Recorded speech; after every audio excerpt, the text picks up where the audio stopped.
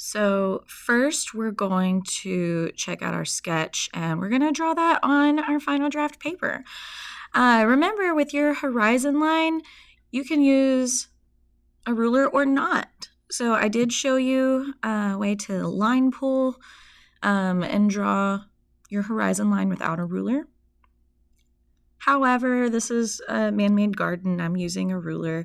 And from looking at my reference pictures, a lot of the gardens I looked at, the vanishing point was not on the obvious horizon because there was other things in the background blocking the view.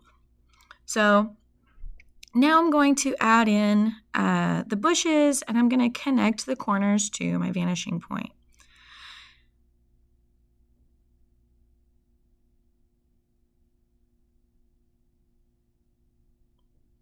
So that goes for the top and the bottom of my corner bushes, because then I also need to show the ground and the sidewalk, the dirt. So I'm adding in all of those convergence lines. And then I need to add the posts for all of my little trellis covers. I want to make sure that they are all lined up in the same place, like they would be, when you're building one. So I'm going to mark where they should be, count how many there are in my drawing, and then mark on one side where the edge of the post will be. And then I'll use my ruler horizontally and line it up, make sure my lines are parallel, and I'm just going to mark on the opposite side. I also want to keep in mind how thick those posts are, and those lines should be closer together, farther apart, and a little bit spread out as they get closer to me, the viewer, because perspective, they're going to look larger. After that,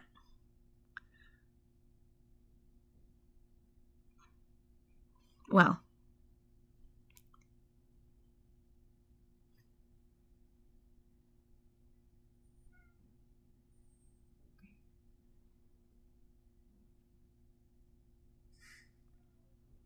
so once I have the top, keep in mind this is in perspective, so even though my lines stop at the same spot, once I get the actual vanishing line or convergence line to show where the top of my trellis is, they're on a diagonal. So I'm going to leave my sketch up here in the corner so that you can see what I was referencing as I'm drawing. A good structure for a trellis like this, it's going to need some beams along the top that are running vertically. So the wood or the metal is attached to that as it bends and curves over. So it's just structure. But those vertical lines are also in perspective, so they also need to connect to the vanishing point. Once I finish, sculpting out my trellis, then I can start adding in the fluffy details for all of my flowers and the greenery. And I'm going to skip through a lot of that here in just a moment. Now, make sure that those vertical lines are actually parallel to the edge of the paper. You may have noticed that I went back and corrected some of these. And in hindsight, watching the recording, there's even some that are still a little bit crooked. Sometimes you just have to step away and look at it from a different viewpoint, because when you're just sitting above your paper, you don't see the same thing as if it was flat on a wall or a camera directly above the paper.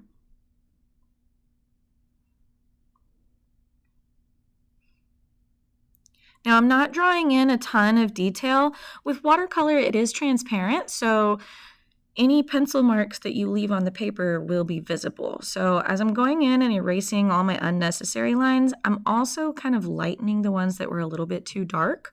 And then from here, where am I going to start? I think I'm going to start with the roses when I paint, but oh, you know what? I forgot to add that background in. So let me get that background right here, I'm going to add in the hedgerows and another sidewalk.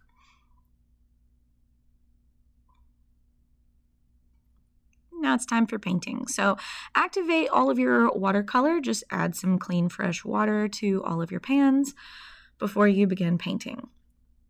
Now I'm going to mix my own color for the roses. I don't want it just straight red out of the package. So I'm mixing a little bit of red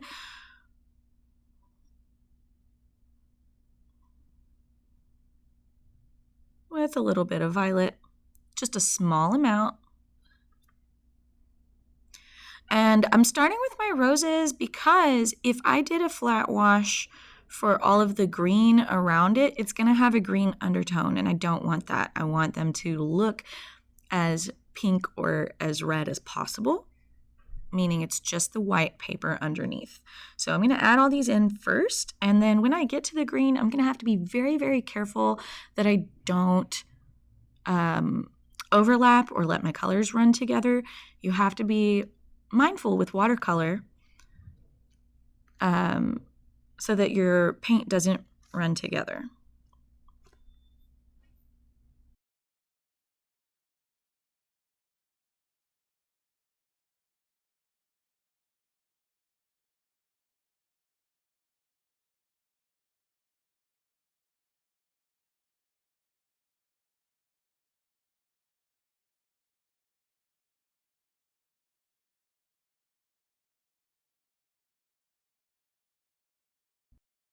I'm going to use the glazing technique with my bushes. I'm adding in some blue anywhere that there are naturally shadows, and I'm looking at my reference pictures while I do this, but there's not any warm sunlight shining through, or at least not very much, so I like to have that cool blue undertone. You could always add green underneath first instead. You could also mix green with brown if you want a warmer undertone.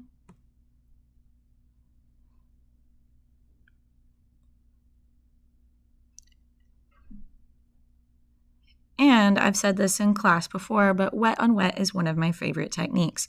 So I love the effect of my blues and my greens mixing together on the paper. So that's what I'm doing here.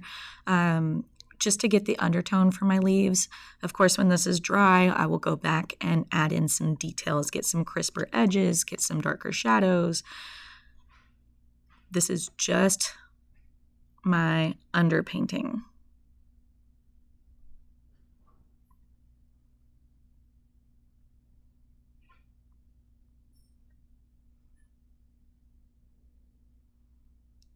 Now for realistic greenery, you can also add some yellow to it in areas that are going to catch more light. And as I said earlier, you can also add some brown to it if you want to get some warmer undertones.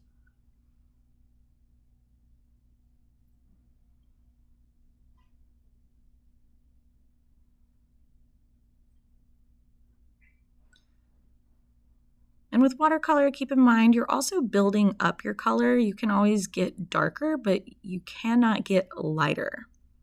So glazing technique is going to be your friend with this project. You just have to be patient, let it dry, and then you can add more on top of it, and you can get a little bit more detailed and a little bit more detailed as you work. Now, I'm adding yellow to my green for the stuff in the background because it's brighter back there. It's full sun. So it's going to be a more vibrant green. It's going to have some yellow tones to it, a little bit less blue.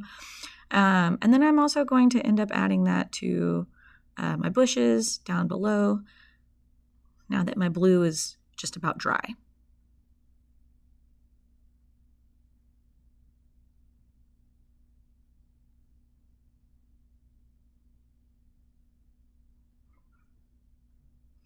Make sure that you're keeping your bristles together and nice and orderly. The only time you want to let the hairs get crazy is with a dry brush technique. So just be mindful. Keep your hairs nice and organized.